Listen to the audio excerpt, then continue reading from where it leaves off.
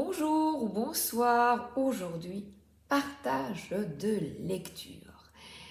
Je suis fan, j'aime beaucoup Éric Emmanuel Schmitt et je lis le troisième livre d'une fresque, La traversée du temps. Et en fait, c'est un personnage, Noam, qui évolue à travers l'histoire car il est immortel. Et en fait, c'est pas bien d'être immortel, c'est pas génial. Parce que vous voyez tous les autres qui vieillissent, vous voyez vos enfants mourir, et quand il est tué, eh bien tu ressuscites. Mais donc, je ne suis pas sûre que ce soit fondamentalement captivant et magnifique, mais le livre l'est. Le premier m'avait vraiment subjuguée. J'ai une certaine réserve pour le deuxième, et j'ai trénaillé pour acheter la troisième partie qui se passe ici en Égypte. Et je me régale. L'écriture est sublimissime, comme Éric Emmanuel. C'est le faire et il nous emporte dans une aventure palpitante. Et alors il retrouve deux personnages, un demi-frère et une amoureuse, qui évoluent eux aussi, qui ont reçu la foudre sur leur tête et qui eux aussi sont immortels et qui évoluent avec lui. On parle, c'est un amour un peu perdu, ils se retrouvent, ils se perdent. Et son amoureuse, c'est Noura. Donc ici, on part en Égypte et il y a une partie également, je vais vous montrer, une partie historique qui est écrite en tout petit. Ça, j'aime beaucoup. Je vais vous montrer un exemple. Voilà. Vous voyez, il y a un petit numéro et à chaque fois, on a des explications historiques en plus de l'histoire. C'est un travail phénoménal et magnifique. Le quatrième est sorti en grand, mais bon, maintenant, j'avais acheté le premier, c'est Albin Michel, je me souviens plus ça. Il est déjà dans les caisses du déménagement. Mais moi, je suis fan des livres de poche parce que je les amène partout, c'est léger. Voilà. Deuxième livre de sorcière de Ketty Aurin-Ferrella, c'est Les Sabbats et nous sommes ici avec Mabo. Il est présenté par plusieurs cartomanciennes, parce que c'est un magnifique ouvrage. Voici une photo de l'auteur et j'adore les illustrations. En fait, on plonge dans l'automne.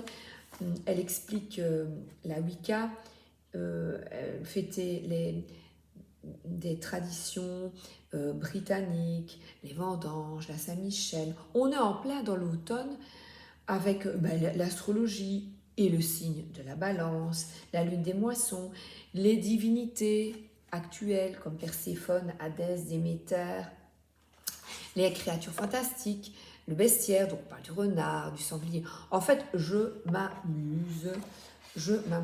Il y a un tirage de tarot, les plantes, herbiers, travail incroyable. Et alors, c'est un grimoire. Donc lui, par contre, il est cartonné aux couleurs de l'automne et elle a déjà effectué un travail magnifique avec Samhain et Yule, qui sont déjà ici. Et voilà les références de la dame.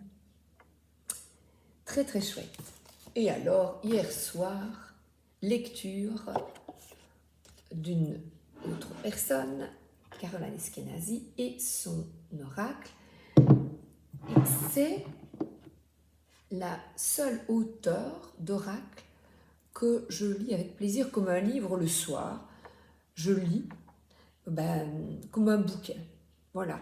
Les autres, eh bien, il y a une forme d'apprentissage, il y a toujours une étude derrière. Mais ici, pas du tout. Je lis, j'apprends, j'adore, et en plus, c'est sous forme de dialogue initiatique, c'est passionnant. Donc voici les lectures et on va prendre une petite carte parce que vous savez bien, moi et les cartes du lion.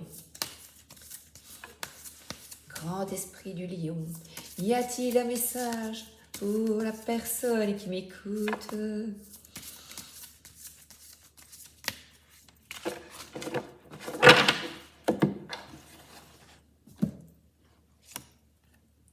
La terre des lions.